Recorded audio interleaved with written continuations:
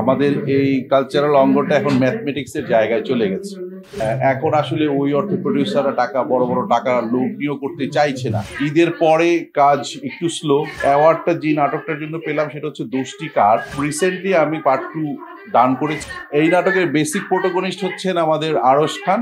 বছরে 2টা ঈদ, বিশেষ করে 2টা ঈদকে আমরা কেন্দ্র করে আসলে নাটক নির্মাণ করে থাকি, রোজার ঈদ এবং কোরবানির ঈদ। আগে অনেকগুলো অকেশন ছিল, যেটা যদি বলি আমি, যে 21শে ফেব্রুয়ারি, 26শে মার্চ, 16ই ডিসেম্বর, রবীন্দ্র জয়ন্তী, নজরুল জয়ন্তী, তো ওই জিনিসগুলো আস্তে আস্তে উঠে গেছে আমাদের কালচারালি, আমাদের এই ফিকশনের সেক্টরে।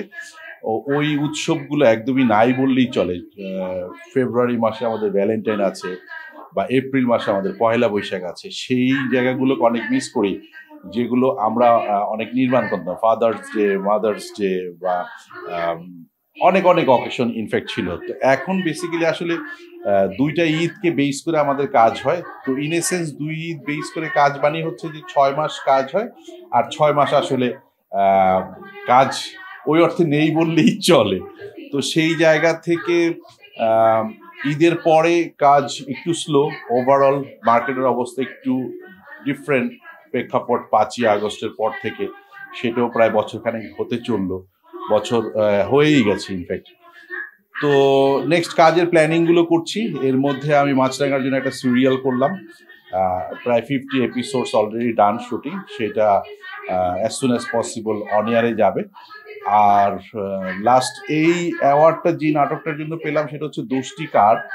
দোষটি কার গ্লোবাল টেলিভিশন অন এয়ার হয়েছে ঈদে, এবং সেটা 1 মাসে 10 মিলিয়নস দর্শক, যেটা ভিউয়ারশিপ পেয়েছে, মানে 1 কোটির মতো দর্শক এই নাটকটি দেখেছে। সেই নাটকের জন্য আজকে অ্যাওয়ার্ড পেলাম।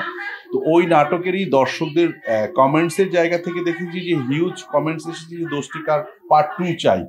তো একদম খুব রিসেন্টলি আমি পার্ট 2 ডান করেছি। এইটা অ্যাজ সুন অ্যাজ পসিবল হয়তো বা অন এয়ারে যাবে।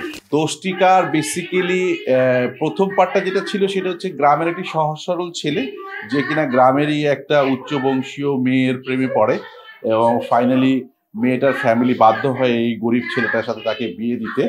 কিন্তু বিয়ের পরে আমরা আলটিমেটলি আসলে দেখতে পাই যে মেয়েটি কোনোভাবেই এই হাজবেন্ড হিসাবে ওকে মেনে নেয় না, এবং ছেলেটি যতটাই ডাউন টু আর্থ থাকে, যতটাই নমনীয় হয়, যতটাই ওকে সাপোর্ট দেওয়ার চেষ্টা করে, কিন্তু মেয়েটি আসলে এগ্রেসিভ, মেয়েটি আসলে অনেক উচ্চ বিলাসী, মেয়েটির স্বপ্ন অনেক ডিফারেন্ট।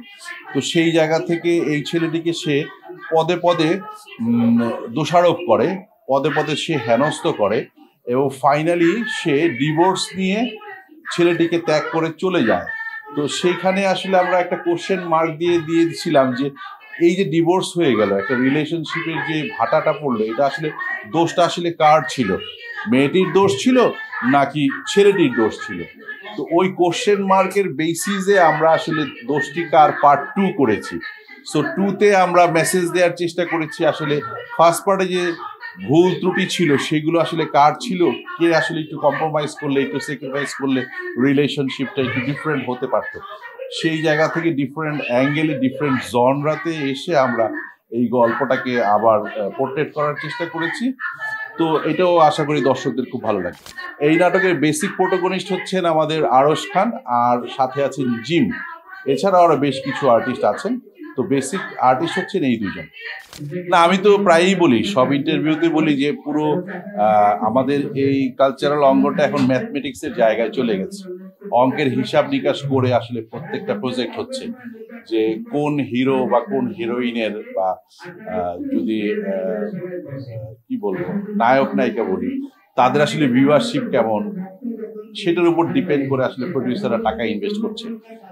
আর গত 1 বছর ধরে সেই জায়গাটা একটু ভাটা পড়েছে।